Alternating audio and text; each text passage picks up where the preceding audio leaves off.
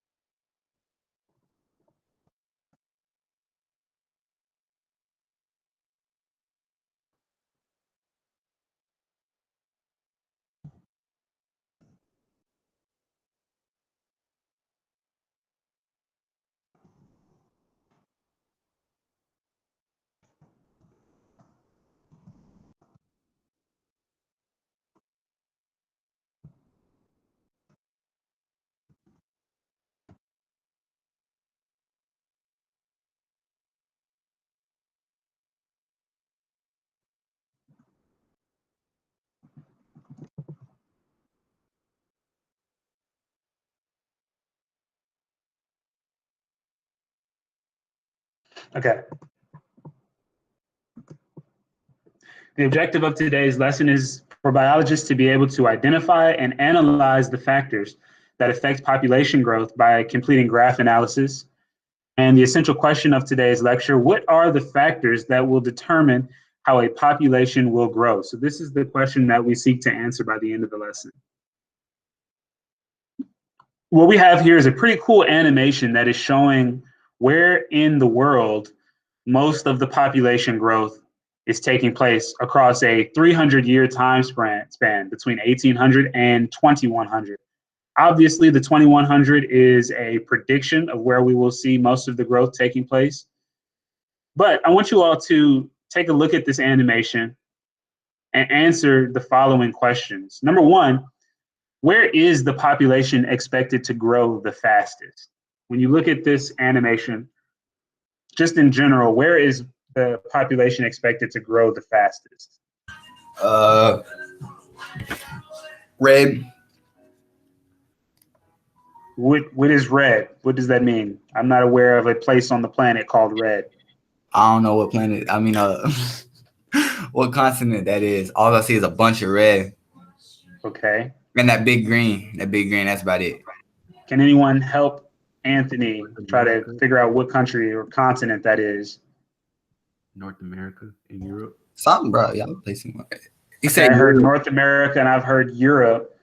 North America is red, yes, but North America is not where we are seeing most of the population growth happening.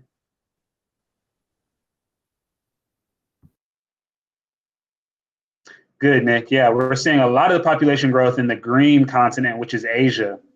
Primarily in China and in India, we're seeing most of the population growth occurring there, and a little bit in Indonesia. What else? What's the orange continent? The orange? Man, we need red and orange in it, so or dark orange. So I wouldn't know.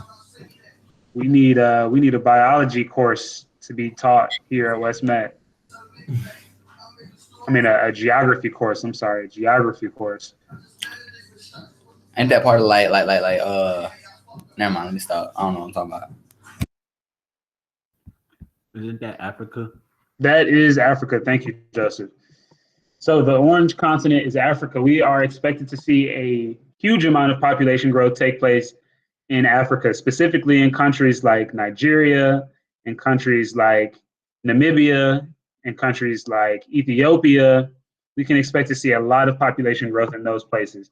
My second question is, why are we expecting to see such dramatic population growth in those countries? What is happening in those countries that would make the population explode like that?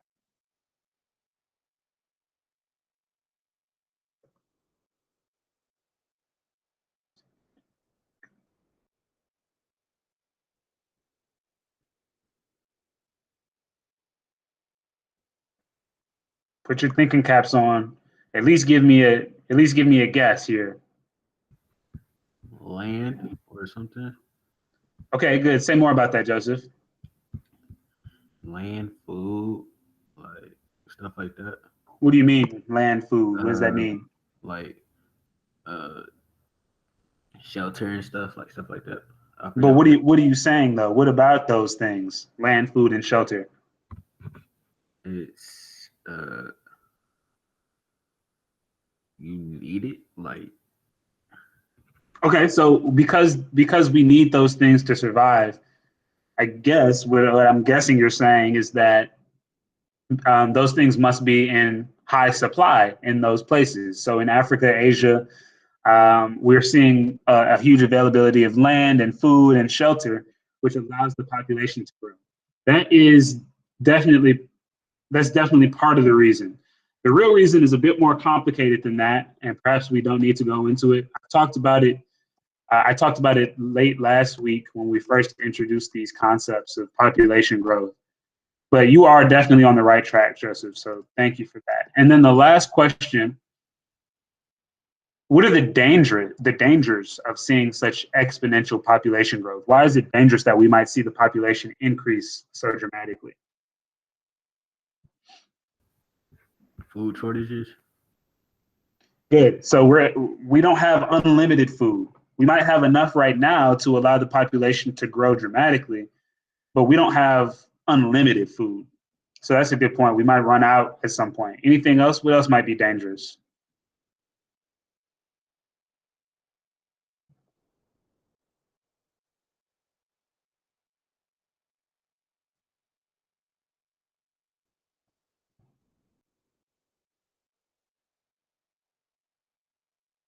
What else might be dangerous about a rapidly growing population?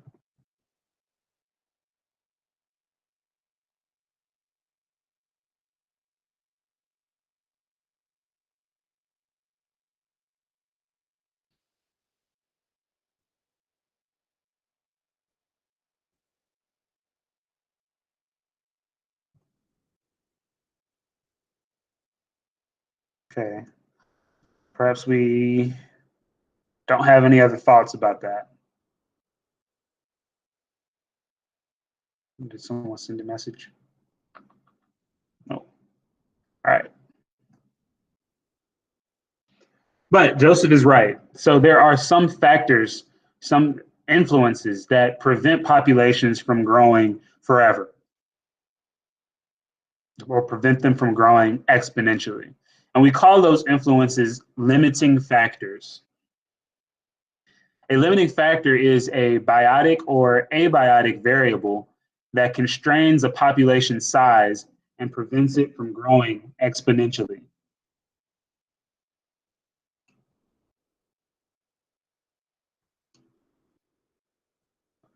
So as a reminder, you should be writing down words that you see that are highlighted. You might also consider writing down these examples of limiting factors like food, land is a limiting factor, water is a limiting factor. So we've got examples from the animal kingdom on the top, and then we've got examples that apply specifically to human populations on the bottom. So a population of beetles might run out of leaves to eat. That's a food limitation. Human beings, we might eventually run out of corn to feed the human population. Here we can see that there's a huge population of what look like emperor penguins dominating this land. In human populations, we might eventually run out of land for urban areas and maybe even for suburban areas. We can see this population of zebra drinking from some water source. And we also know that in certain places around the world, we are already experiencing, due to drought, very dramatic and dangerous water shortages. Or people might have access to water, but it's not clean water.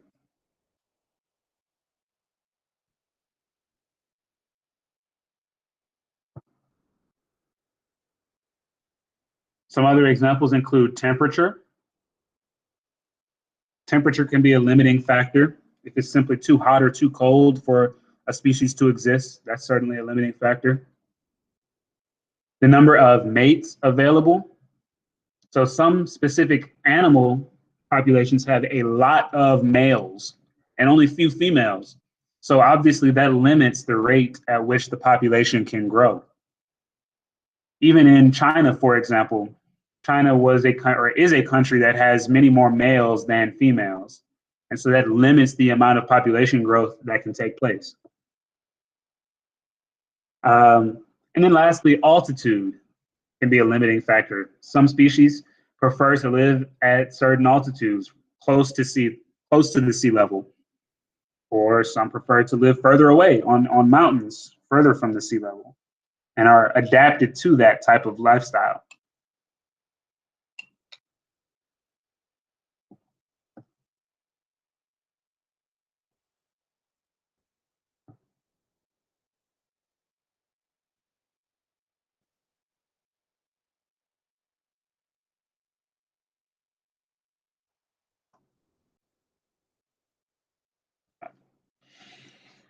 When we think about the size of a population and the rate at which that population grows, we have to think about 4 factors. The number of births that are taking place in that population, the number of deaths that are taking place in that population, the availability of resources, and the amount of competition that exists for those resources. Those 4 things are going to directly impact how quickly the population can grow and how much it grows.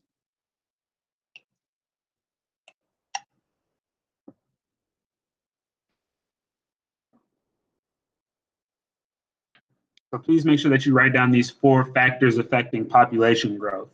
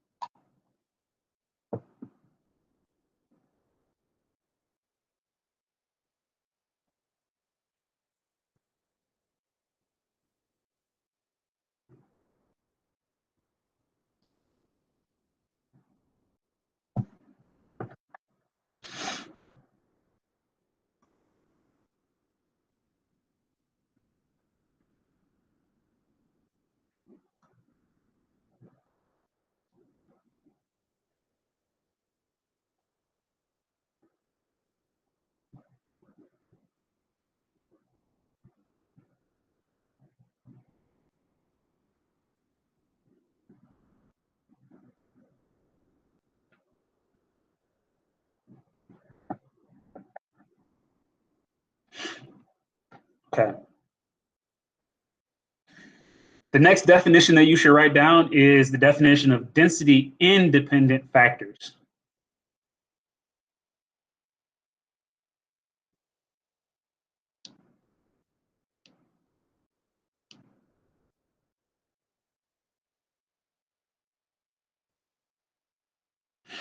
So typically we can classify limiting factors in 2 categories: density independent factors, which we are defining on this slide, and also density dependent factors, which will be defined on a later slide. Density independent factors are any influence on a population's birth or death rates, regardless of that population's density. Now, density is a term that is used in a number of different scientific disciplines to represent how much of something there is in a given space. In this case, we're thinking about how many individuals there are per unit of area. So this might be there are 10 wolves per acre. This might be there are 300 human beings per apartment building. This might be there are 10 roaches per bush. We just want to know how many of a specific species, how many individuals of that species exist in a specific size or in a specific area. So these density independent factors don't care what that number is. They don't care about the density. They're going to affect or impact the growth of the population regardless of how many individuals of that population there are. They don't care about how tightly packed the population is or how spread out it is. For example, temperature. If it's 130 degrees outside, it doesn't matter if there's one human being outside or if there are 300 human beings outside. That's simply too hot for human beings to exist. You would very quickly start to digress or devolve into heat stroke. If it's negative 30 degrees outside, it doesn't matter if there are 300 human beings or if there's only one human being. That's simply too cold for human beings to exist. All right, so temperature is a density independent factor. It doesn't matter how many people there are, or how many individuals, I should say. We're not just thinking about human beings, but all forms of life. Natural disasters are also a density independent factor. A natural disaster has the ability to come through and wipe out a place. So we think about eastern North Carolina, the eastern part of the state, where the coastal plains are that we talked about yesterday. If a hurricane comes in and wipes out the eastern part of North Carolina, it doesn't matter if it's wiping out a rural place where there might only be a population of 500 people and they all live a mile away from one another, or it might be a more urban place where there are thousands of people living in a relatively small space. If that hurricane comes through and is strong enough, it's going to damage enough property and potentially take more than enough lives. It doesn't matter what the density of that population is. And same thing with oxygen levels. Oxygen levels would be considered a density independent factor. So make sure you've written down the definition of density independent factors, and please also include some examples: temperature, natural disasters, oxygen levels.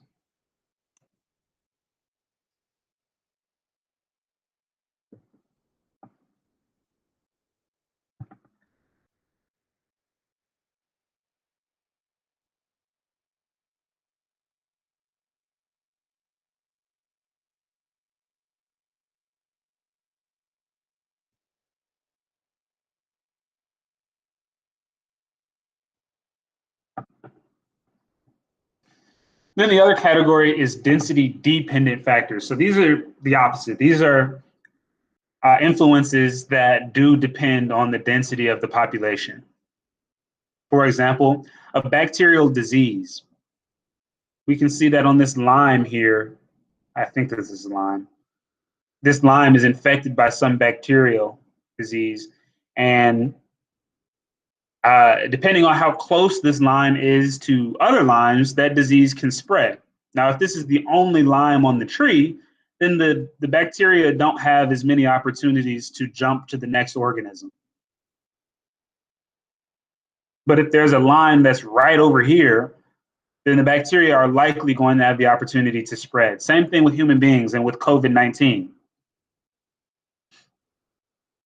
If we all just had gone about our lives normally, we kept going to school, we kept going to church, we kept going to sporting events, we kept going to nightlife and movie theaters and restaurants, we would have been much more packed together. Our density would have been greater, and we would have spread the virus much more quickly. But because for those first couple of months, everybody was typically in their own home by themselves, the disease did not spread nearly as quickly as we're seeing it spread right now. Because people were more isolated, we weren't as dense. Other density dependent factors include competition and predation. If there are a lot of individuals in a specific area, you have to compete a lot for resources. There's not going to be enough water and food to go around for everybody. You got to compete for it. But if you are just one of 3 or 4 individuals in a specific area, that's probably not going to, there will be probably enough resources for the entire population. You won't have to compete nearly as much. So these density dependent factors do depend on the amount of density within the population.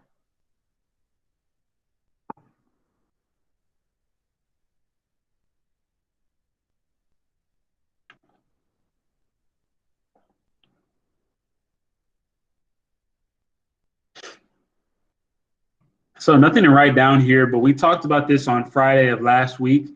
The human population is currently at about 7.8 billion people. We are expected to see that rise to a level of about 10 billion people by 2100. At that point, we should start to see the population stabilize and maybe even drop.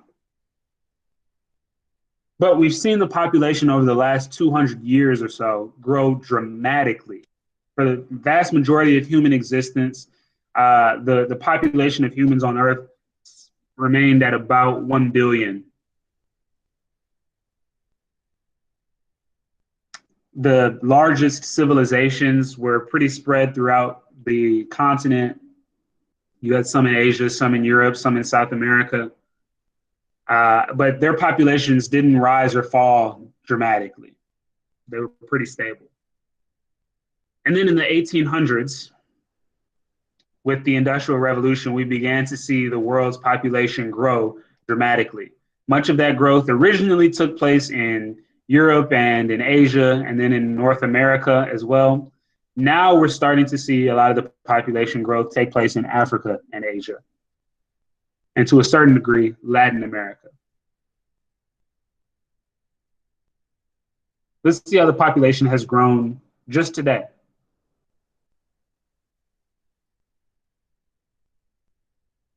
So the current world population is 7.83 billion people, 7,827,638,565 people, and counting. Just today alone, there have been 201,000 people born, and 84,000 people have died today. This means that just today, the population has grown by 117,000 people. This year, the population has grown by 73 million people. So we can expect that in the next 2 years or so, the population will hit 8 billion.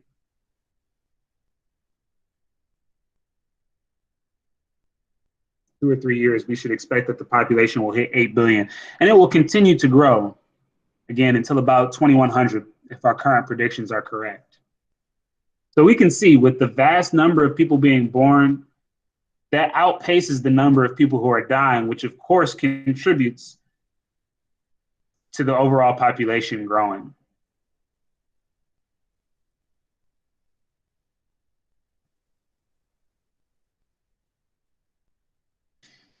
We say that the human population is growing exponentially because it's growing so rapidly.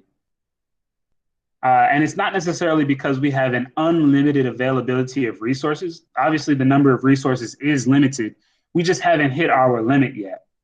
So currently, we do have enough food and enough fresh water, enough clean water, and enough land to support the population's continued growth.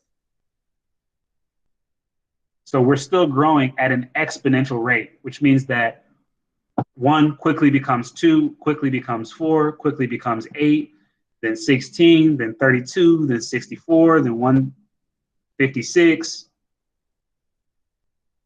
so on and so forth. 64, no, 128, then 256. My math was off.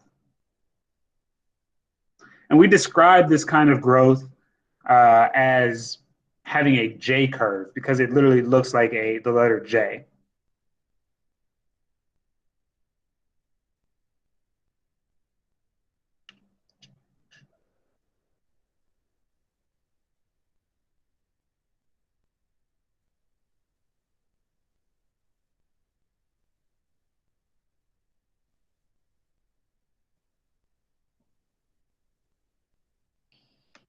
The other type of growth we'll get to is called logistic growth.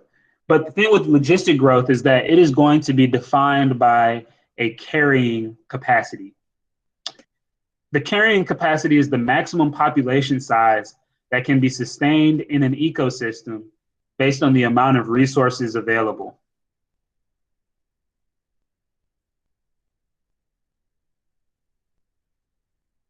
Every ecosystem has a limited number of resources available.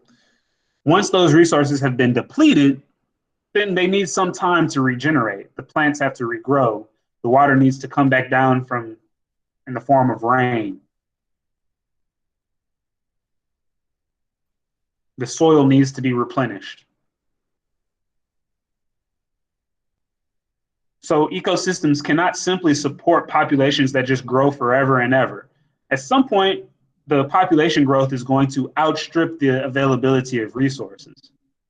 We call that number of that population size, we call that the carrying capacity of the ecosystem. So if we look at this graph, what would be the carrying capacity of this ecosystem? About how many million people or million individuals? 1.5 million. Thank you, Joseph. The carrying capacity of this population is about 1.5 million people. And so when we see a population growing but approaching its carrying capacity, it starts to no longer look like a J and it looks like an S, and it becomes logistic growth. So we're going to see the growth rate begin to level off because the population is reaching its carrying capacity as the amount of resources, the availability of resources decreases.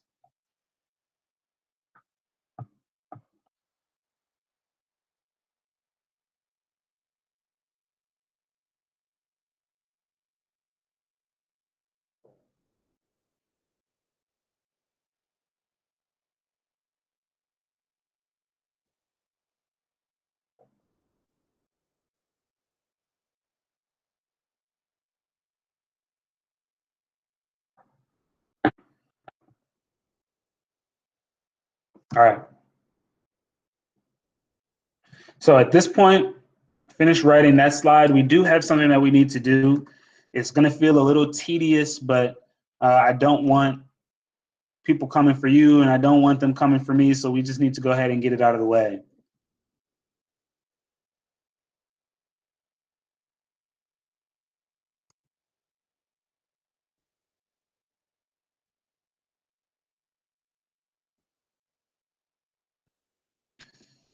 The it that I'm talking about is a EOC tutorial.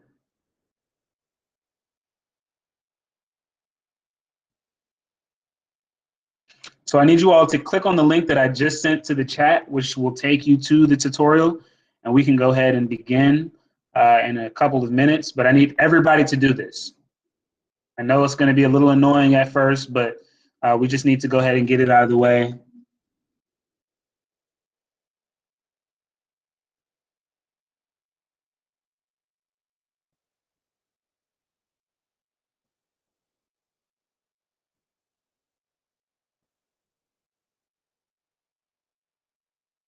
Please click on that link. I'm going to send it via Dino to those of you who are using school-issued Chromebooks. So you'll be able to click on it from there. Thank you, Jobert. Thank you, Yanid. Thank you, Nick. Everybody should be on that link.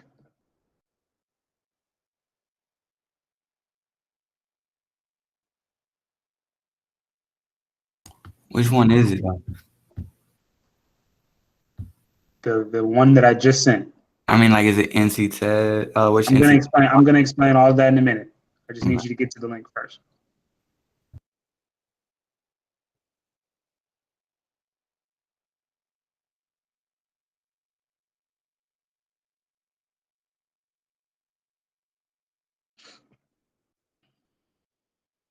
All right, so 10 more seconds to click on that link. I see some of you are still behind for whatever reason. I need everybody to do this. Thank you, Brian. I see you're there. Oh, no. All right. So once you've gotten to the link, you should click on the NC Test tutorial button. It's the bottom right square. Click on the one in the bottom right that says NC Test tutorial.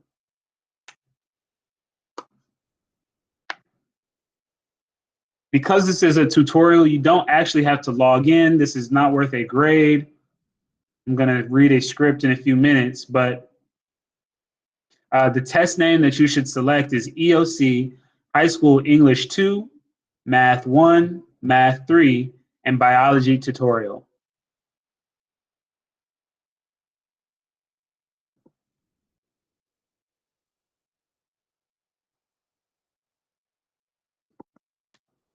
Again, the test name is EOC, High School English 2, Math 1, Math 3, and Biology Tutorial.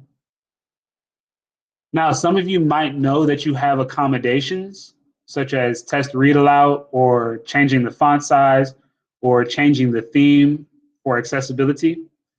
If you know that you have that accommodation, you are allowed to use it for this tutorial. You do not have to use it, but you are allowed to use it. If you do not have the accommodation, you should not be using or checking any of those accommodations. So if you know that you do not have test read aloud, you should not be checking that.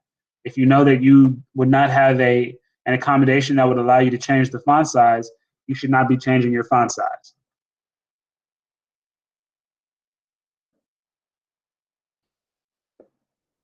Once you've done that, please click log in. Click log in.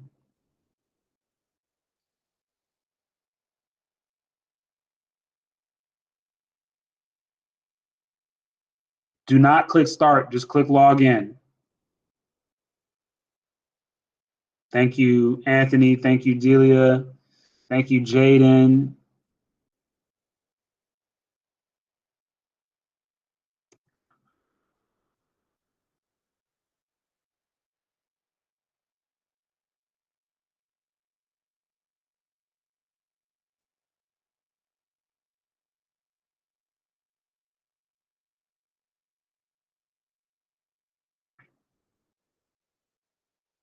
Thank you, Fanique.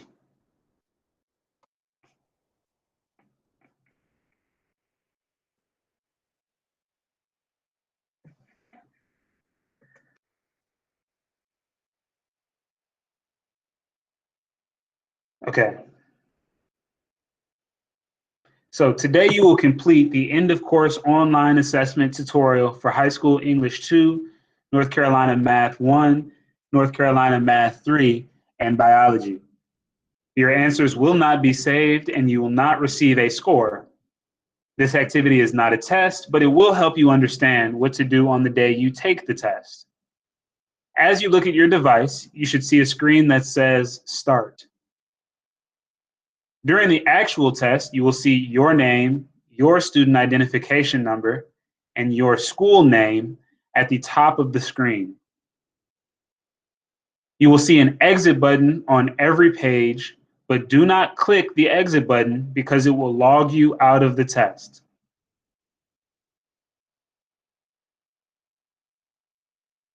While you are answering questions, be careful not to click, hover, or touch near the edge of the screen. Doing this will close your screen and you will have to be logged back into the tutorial. Scroll bars are available if you cannot see all the questions on the screen.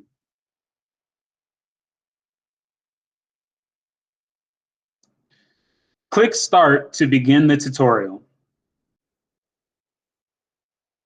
A pop-up box will display asking you to confirm the tutorial before you begin.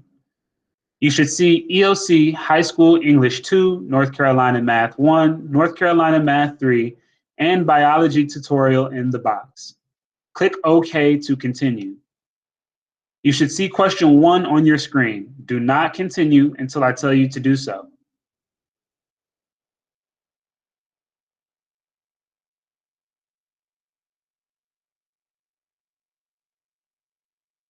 Okay. Near the top of the screen is a toolbar with several tools you can practice using today. The practice question is below the toolbar. To move from question to question during the tutorial, you will use the navigation buttons located at the top of the screen. Are there any questions?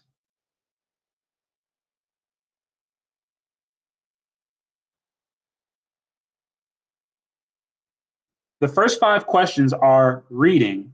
Look at question 1. The information for you to read is on the left side of the screen, and the question and answer choices are on the right side of the screen. There is a divider bar in the middle if you want to adjust the screen. If the passage is too big for the screen, there will be a scroll bar you can use.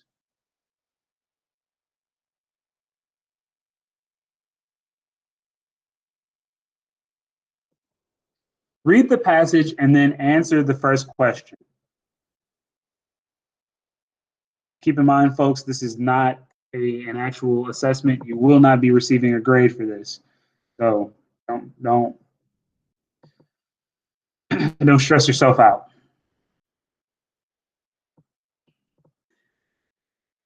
Let's look at the tools on the toolbar at the top of your screen. Most of the tools may be clicked one time to turn them on and clicked a second time to turn them off. First, find the tool that looks like a curved arrow. This is called the Reset tool. You will not be able to click the Reset tool until you mark an answer choice and the arrow turns black. Use the Reset tool if you need to clear the answer choice you selected. Let's practice. If you did not mark an answer choice, click answer choice A now. The Reset tool arrow turns black. Now, click the Reset tool. A caution message appears on the screen to make sure you really want to clear your answer choice. Now, click the Reset button in the caution box to remove your answer and reset the answer choices. Are there any questions about the Reset tool?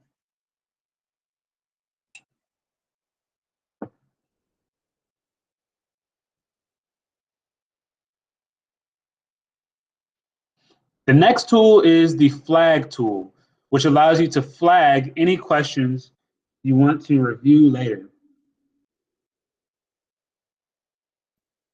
There are two ways to use Flag. You can either click the square box to the left of the word flag, or you can click the flag button. Clicking the square box or the flag button will put a check mark in the square box. To remove the check mark, click the flag button or the square box again. For multiple choice questions, you will have a tool that looks like a circle with an X over it. This is the Strike tool. When you click it, your pointer becomes an X. This tool allows you to put an X on answers you don't think are correct. If you would like to remove an X from any answer choice, click the X to remove it. When you are ready to answer the question, click the Strike button again to turn off the Strike tool. Do you have any questions about how to use the tools I've explained to you?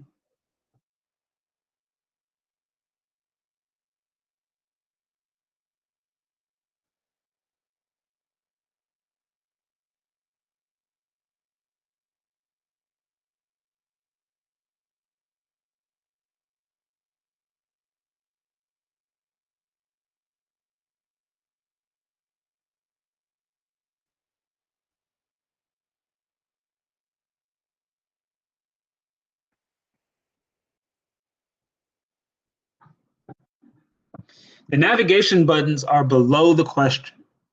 The first button takes you back to the first question. The back button moves the screen back one question. The pause button opens a screen that keeps other students from seeing your screen during stretch breaks or if you must leave your device before finishing. The next button moves the screen to the next question. The review button takes you to the end of the section. Are there any questions about the navigation buttons at the bottom of the screen?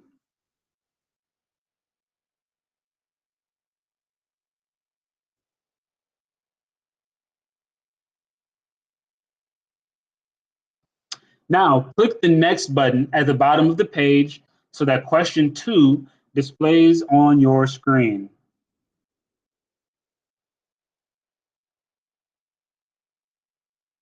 Now let's practice using the 3 highlighter tools on question 2. I want to remind you all that you should all be doing this. I can see your screens. Jaden, DJ, I can see your screens. You should be still on the tutorial.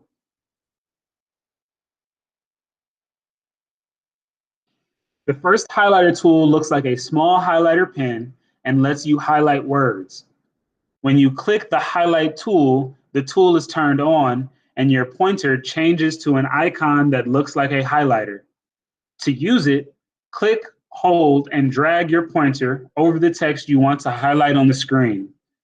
When you are finished with the highlight tool, click the highlight button to turn it off. Try using the first highlighter tool now.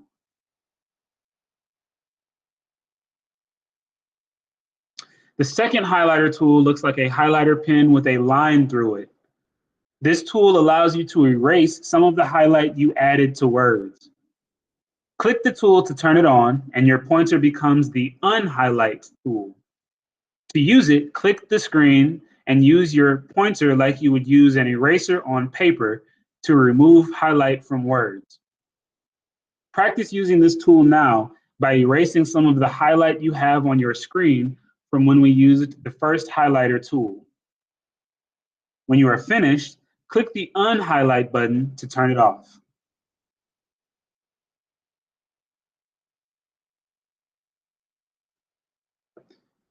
The third highlighter tool looks like a highlighter pen with an X through it. This tool lets you remove or clear all the highlight at one time. Click the Unhighlight button to remove all the highlight on your screen. Are there any questions about how to use the highlighter tools?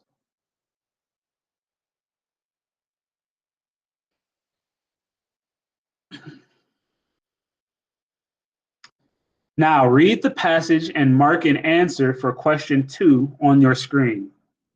Again, you can go ahead and mark anything. This is just so you can get familiar with the testing software.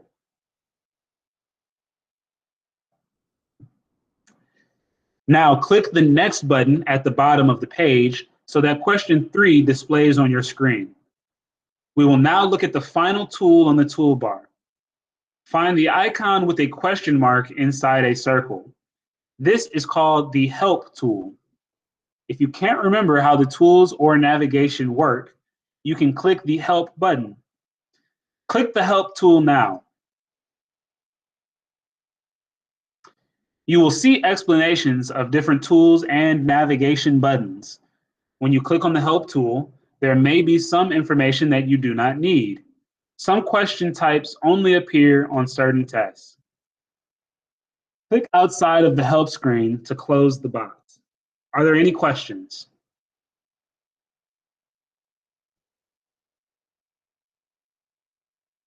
Use the tools and follow the instructions on each page to answer questions 3, 4, and 5.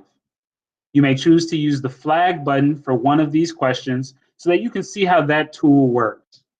Raise your hand if you need help. Go ahead and just fill in something. You don't need to actually answer these questions seriously. I just need you to select some answer choices.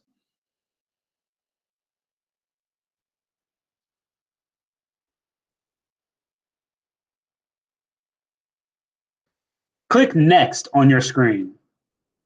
The next question is a constructed response that requires a written answer. After reading the question, type your answer in the space provided.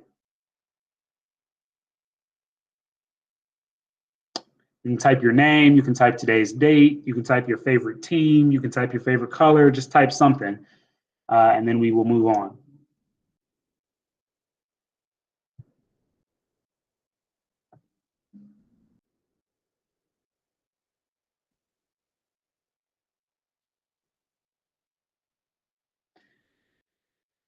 The biology questions will have an audio button on the screen that will allow you to control what is read aloud. For those of you who have read aloud accommodations, it's good for you to know that that exists. Click Next on your screen.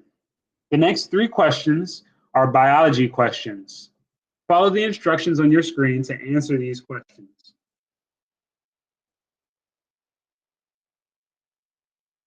Just go ahead and click some answers so we can move on.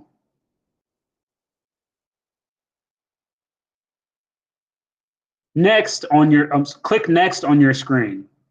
Now you will begin the mathematics portion of the tutorial. A calculator is not allowed for these questions. Follow the instructions on the screen to answer these 2 questions. You may practice using the tools on the toolbar on these questions.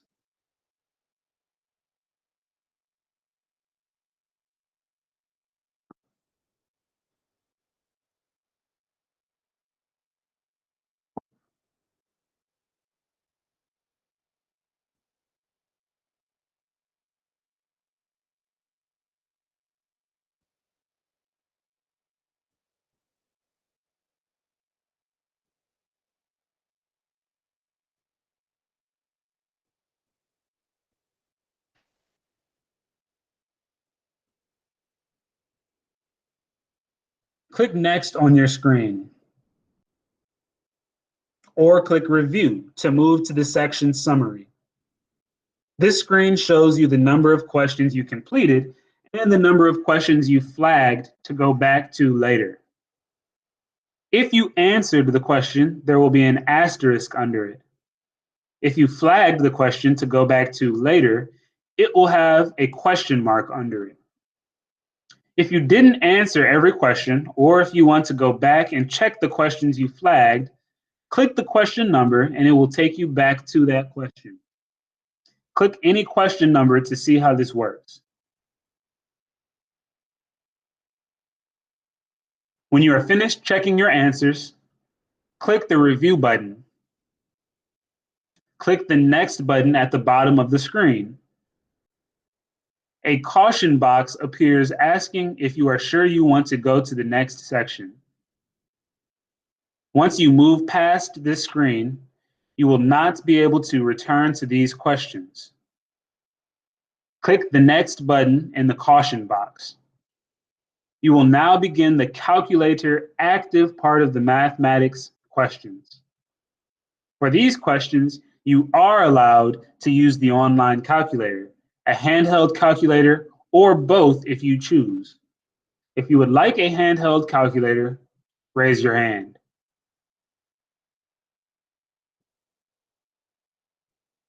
Continue to move to the first calculator active question. In the top right-hand corner of your screen, you should see a small calculator. This is your online calculator. Click on the calculator and it will open on your screen. Now answer the next 4 math questions using a calculator.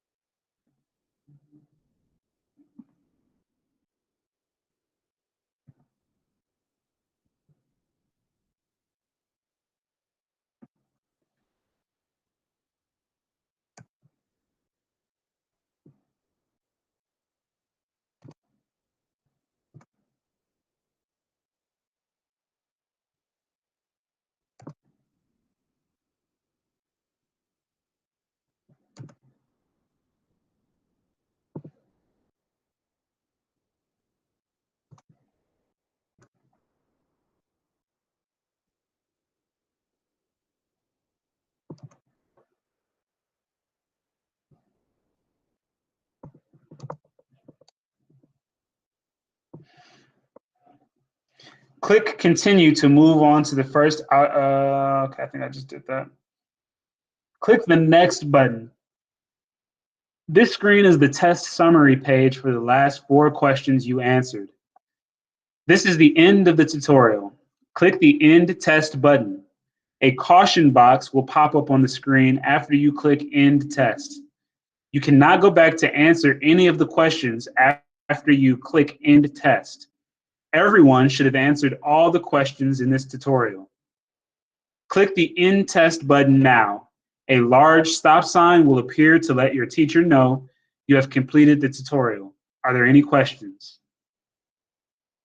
You have completed the end of course online assessment tutorial for High School English 2, North Carolina Math 1, North Carolina Math 3, and Biology. All right, thank you all for being patient. Some of you are probably going to get contacted to do it again because I can look at your screens and tell that you weren't doing it. I did it. Thank you.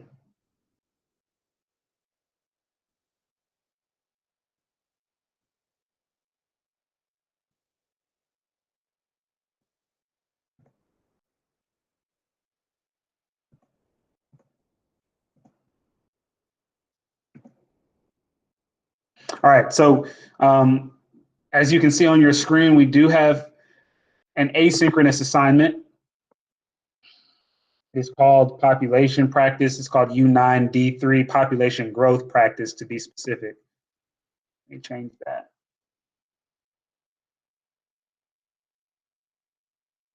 It's actually a pretty simple, straightforward assignment. You probably can get it done in 15 minutes, which is the amount of time that we have remaining in class. So in order to go into this long 5-day weekend with a clear mind, why don't you go ahead and knock it out now? Okay. U9D3 population growth practice.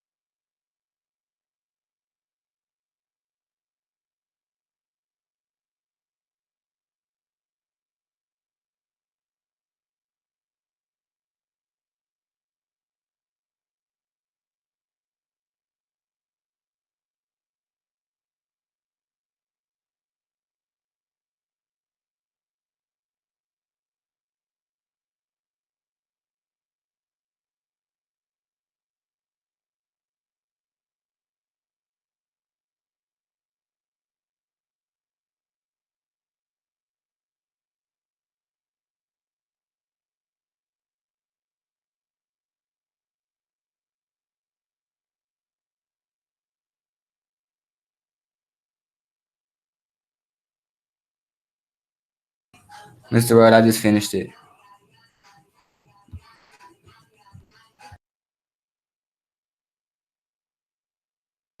Is that a good grade or no?